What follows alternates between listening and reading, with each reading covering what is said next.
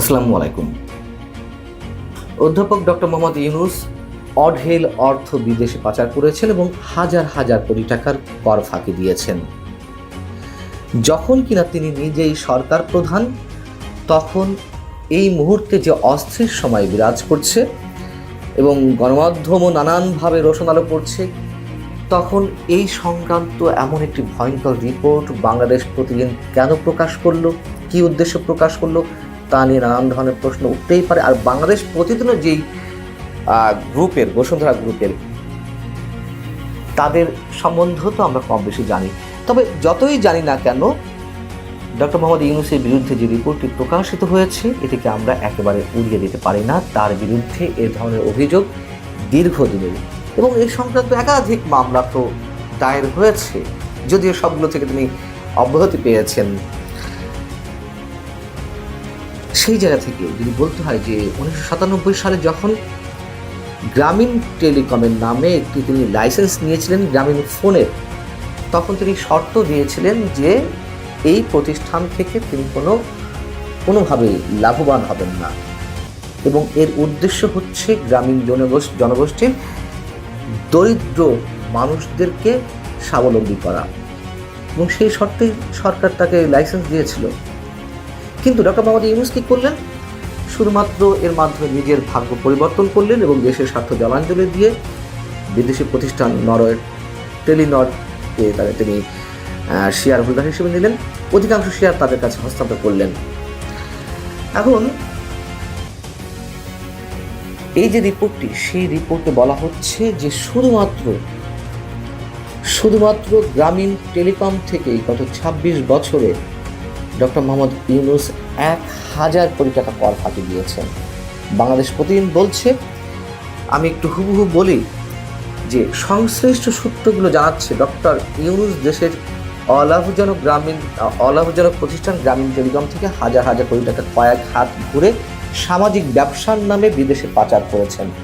শ্রমিক কর্মচারীদের ন্যায্য অধিকার কেড়ে নেওয়ার জন্য আদালতের বিচারাধীন মামলার রায় নিজের পক্ষে নিতে বিচারক সহ দেশের গুরুত্বপূর্ণ ব্যক্তিদের ঘুষ দেওয়ার জন্য একটি দালাল চক্রের সঙ্গেও চুক্তি করেন। আর ডক্টর ইউনূসের এইসব অর্থ পাচার, দুর্নীতি ও অন্যান্য অপরাধমূলক কর্মকাণ্ড দালিলিকভাবে প্রমাণিত হয়েছে। এবার তার বিস্ময়কর কর ফাঁকির অপরাধের ঘটনা সবাইকে হতবাক করেছে। কর ফাঁকির ব্যাপকতা, গভীরতা ও অপরাধের অভিনবতা বিবেচনায় এটি বাংলাদেশের ইতিহাসের সবচেয়ে বড় কর ফাঁকির ঘটনা হিসেবে চিহ্নিত হয়ে থাকবে। এবং যেটি জানা যাচ্ছে যে গ্রামীণ টেলিকম বর্তমানে গ্রামীণ ফোনের 34.20% শেয়ারের অংশীদার, যার মাধ্যমে গ্রামীণ টেলিকম প্রতি বছর গ্রামীণ ফোন থেকে 1000 কোটি টাকার উপরে ডিভিডেন্ড পায়, লভ্যাংশ হিসেবে যেটি পেয়ে থাকে। এবং যে কোম্পানি আইন রয়েছে, সেই কোম্পানি আইনের 28 ধারায় বলা হচ্ছে যে এই ধরনের অলাভজনক কোম্পানির কোনো ধরনের শেয়ার মূলধন নেই, কোনো ব্যক্তি মালিকানা নেই, আইন অনুযায়ী এর কোনো ডিভিডেন্ড অন্য কোনো ব্যক্তি বা প্রতিষ্ঠানে হস্তান্তরের সুযোগ নেই। অথচ ডক্টর মোহাম্মদ ইউনূস প্রতি বছর গ্রামীণ টেলিকমের 1000 কোটি টাকার উপরে ডিভিডেন্ড সম্পূর্ণ বেআইনিভাবে কয়েক হাত ঘুরিয়ে সামাজিক ব্যবসার নামে বিদেশে পাচার করে আত্মসাৎ করেছেন। কোম্পানি আইন 1994 28 এবং 29 ধারার বিধান উল্লেখ করে এখানে বলা হচ্ছে যে এই দুটি বিধান লঙ্ঘন করে গ্রামীণ ফোন লিমিটেড থেকে গ্রামীণ কল্যাণ, যেটি আরও একটি প্রতিষ্ঠান গ্রামীণ ব্যাংকের, সেই গ্রামীণ কল্যাণকে তারা লভ্যাংশ আয়ের 42.6% বিতরণ করে আসছে, যদি গ্রামীণ কল্যাণ গ্রামীণ ফোন লিমিটেডের শেয়ার হোল্ডার নয়। এটা তো সব গ্রামীণ ব্যাংকের অঙ্গ প্রতিষ্ঠান, এমনটাই বলা যেতে পারে। এবং আইন অনুযায়ী গ্রামীণ টেলিকমের সমগ্র লভ্যাংশ আয়কে এর আয় হিসেবে, মূল আয় হিসেবেই দেখাতে হবে, অন্য কারোর আয় হিসেবে দেখানোর কোনো সুযোগ নেই। সেই অনুযায়ী বাংলাদেশ প্রতিদিন বলছে যে সংশ্লিষ্ট আর্থিক বছরের জন্য প্রযোজ্য কর্পোরেট হারে কর দিতে হবে। কিন্তু তাদের নিরীক্ষিত হিসাব পর্যালোচনা করলে দেখা যায় তারা গ্রামীণ টেলিকম থেকে গ্রামীণ কল্যাণকে তাদের লভ্যাংশ আয়ের প্রায় অর্ধেক প্রদান করেছে শুধুমাত্র অগ্রিম আয়কর, অ্যাডভান্স ইনকাম ট্যাক্স AIT 10 থেকে 20% হারে। অথচ আইন অনুযায়ী তাদের জন্য প্রযোজ্য কর্পোরেট করের হার 35% থেকে 37.5%।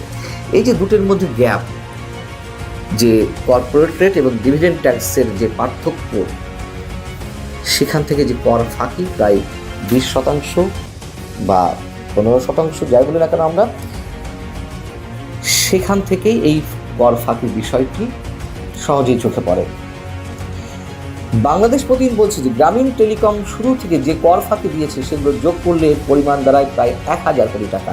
এই কর ফাঁকির হিসাব শুধু গ্রামীণ টেলিকমে ডক্টর ইউনূস নিয়ন্ত্রিত অন্যান্য কোম্পানি এবং যে প্রতিষ্ঠানগুলো রয়েছে এবং তার ব্যক্তিগত আয়করের ক্ষেত্রেও ব্যাপকভাবে কর ফাঁকির ঘটনা অনেকটা স্বাভাবিক নিয়মের মতোই বহু বছর ধরে ঘটছে। এখানে আরো বলা হচ্ছে যে ডক্টর ইউনূস নিয়ন্ত্রিত অন্যান্য প্রতিষ্ঠানগুলোর কর ফাঁকির ঘটনাগুলো হিসাব করলে এর পরিমাণ দাঁড়াবে বিশাল অঙ্কের। গ্রামীণ টেলিকমের 26 বছরের যে কার্যক্রম, সেই 26 বছরের কার্যক্রমের হিসাব ধরলে প্রায় 1000 কোটি টাকার কর ফাঁকি দেওয়া হয়েছে। আরও নানান ধরনের হিসাবের মধ্যে রয়েছে এবং এখানে বলা হচ্ছে যে এটি লক্ষণীয়, ডক্টর ইউনূস তার কর ফাঁকির বিষয়গুলো ধামাচাপা দিতে দেশের আদালতে বেশ কিছু মামলা ও রিট পিটিশন দায়ের করে রেখেছেন। এসব মামলা ও রিটের উদ্দেশ্য হচ্ছে কর ফাঁকি সংক্রান্ত বিষয়ে ডক্টর ইউনূস সুবিধা পাওয়া। এ কথা তো সত্য যে এর আগে আমি নিজেই মন্তব্য করেছি যে পৃথিবীর আর কোনো রাষ্ট্রপ্রধান বা সরকার প্রধানকে পাওয়া যাবে না ডক্টর ইউনূসের মতন, যিনি ক্ষমতায় এসে 10 মাসে যে পরিমাণ ব্যক্তিগত স্বার্থ সিদ্ধি করেছেন একেবারে নজিরবিহীন। এরকম হিসাব আমরা আগেও দিয়েছি। শুধু একটু মনে করিয়ে দিই, গ্রামীণ ফোনের ক্ষেত্রে কিংবা গ্রামীণ ব্যাংক বা গ্রামীণ টেলিকমের ক্ষেত্রে, যেমন গ্রামীণ কল্যাণের কাছে জাতীয় রাজস্ব বোর্ড NBR এর 666 কোটি টাকা পাওনা ছিল। সেটি যে হাইকোর্টে মামলা চলছিল ডক্টর মোহাম্মদ ইউনূস সরকার প্রধান হওয়ার পরে, আদালত সব প্রণোদিত হয়ে মামলা প্রত্যাহার করে নিয়েছে। আবার যেমন ধরুন গ্রামীণ ব্যাংকের সরকারের যে মালিকানা ছিল, যে পার্সেন্টেজ ছিল, সেটি কমিয়ে 10% নামিয়ে আনা হয়েছে, আগে ছিল 25%। আর গ্রামীণ ব্যাংকে আগামী 5 বছর কোনো ট্যাক্স দিতে হবে না, কর দিতে হবে না, কর অব্যাহতির সুবিধা নিয়েছে আগামী 2029 সাল পর্যন্ত। এই যে আমরা এটাকে কিভাবে মন্তব্য করব, কোনো ধরনের বাধা ছাড়া, কোনো ধরনের সমালোচনা তোয়াক্কা না করে বা লাজ লজ্জা তোয়াক্কা না করে এই যে একের পর এক সুবিধা নিচ্ছেন, সেক্ষেত্রে বাংলাদেশ প্রতিদিনের এই রিপোর্টটি, যেটি প্রথমে বলছিলাম, আমরা একেবারে উড়িয়ে দিতে পারি না। এবং এখন এসে কেন এই রিপোর্টটি করা হলো, যখন বাংলাদেশের গণমাধ্যম আগেকার মতোই রয়েছে, নিয়ন্ত্রিত অবস্থা রয়েছে, যতই সরকার বলুক না কেন, মানে দেশের সর্বসেরা সময় এখন গণমাধ্যমগুলো উপভোগ করছে, এগুলো একেবারে বাজে কথা। যারা বলেন যে আমরা কথা বলছি, আমরা আগেও কথা বলেছি বিধায় আমাদেরকে পে করতে হয়েছে অনেক ধরনের অনেক কিছু, এখনও আমাদেরকে পে করতে হচ্ছে। তবে যারা কথা বলেন তারা ঠিকই সবসময় বলে যান। ভালো থাকুন সবাই, আল্লাহ হাফিজ।